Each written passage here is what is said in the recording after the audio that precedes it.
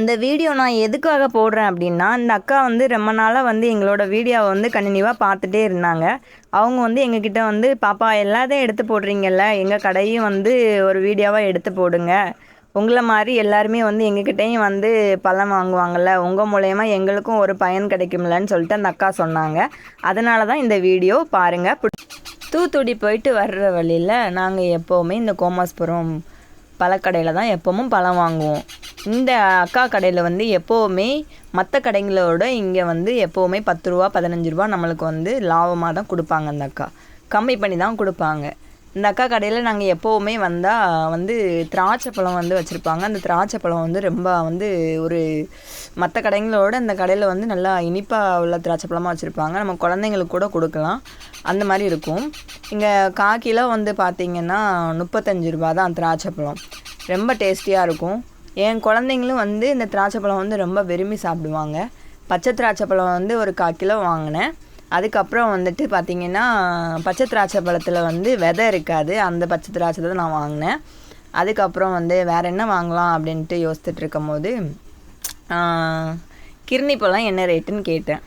அந்த அக்கா சொன்னாங்க 1 கிலோ வந்து 50 ரூபான்னு சொல்லி சொன்னாங்க. அப்போ வந்து ஒரு 2 கிலோ கொடுங்கக்கான்னு சொல்லி சொன்னேன். இதே வந்து தூத்துக்குடி பஜாருக்குள்ளே பார்த்தீங்கன்னா சிக்னலில் பக்கத்தில் உள்ள கடையில் பார்த்திங்கன்னா 1 கிலோ 80 ரூபாய்க்கு விற்காங்கங்க. இங்கே பாருங்கள், இந்த அக்கா கடையில் வெறும் 50 ரூபா தான். அப்போ நம்மளுக்கு 30 ரூபா இதில் லாபம் கிடைக்கிது. எவ்வளோ கம்மியாக கொடுக்காங்க பார்த்தீங்களா? இது வேற எங்கேயும் இல்லைங்க, நம்ம கோமாஸ்புரம் பக்கத்தில் வந்து பார்த்திங்கன்னா ஒரு ஹிந்து கோயில் ஒன்று இருக்கும், அம்மன் கோயில். அந்த அம்மன் கோயிலில் வந்து பக்கத்தில் தான் அந்த அக்கா கடை போட்டிருக்காங்க.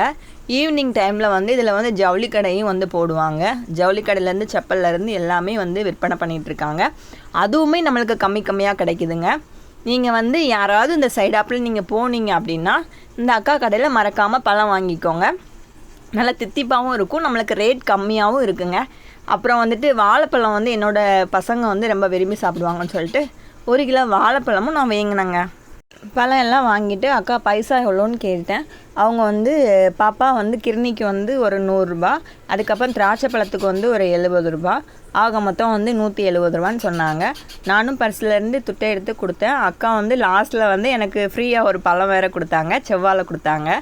அந்த பழத்தையும் நான் வந்து எடுத்துக்கிட்டேன்.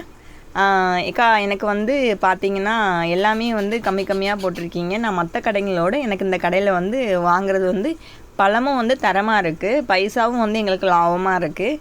நீங்கள் வந்து ஏன் வந்து ஒரு பெரிய ஸ்டோரை வந்து ஓப்பன் பண்ணக்கூடாதுன்னு நான் அந்த அக்காட்ட கேட்டேன். அவங்க வந்து, இல்லைம்மா இது வந்து நம்மளுக்கு வந்து சொந்தமான இடம் கிடையாது, நம்ம வந்து இந்த சாலை ஓரத்தில் வந்து நம்ம வந்து ஒரு விற்பனையால் வந்து தான் நம்ம இதை வந்து போட்டிருக்கோம், இதில் வந்து நம்ம வந்து வேறு எதுவும் பண்ண முடியாது, இதில் நம்மளுக்கு கிடைக்கிற லாபமே நம்மளுக்கு போதும் அப்படின்னு சொல்லி அந்த அக்கா சொன்னாங்க. இதிலேருந்து என்ன தெரியுது அப்படின்னா, குறைவாக வந்து நம்ம உழைச்சாலும் அது வந்து மக்களுக்கு வந்து பலனுள்ளதாக அவங்க வந்து கொடுத்துருக்காங்க.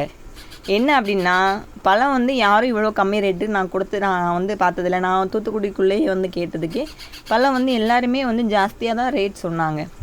பார்த்திங்கன்னா உங்களுக்கே தெரியும், லாஸ்ட்டில் ஒரு அக்கா வந்து அந்த அக்கா வந்து எனக்கு ஃப்ரீயாக வந்து ஒரு செவ்வாழை கொடுத்தாங்க.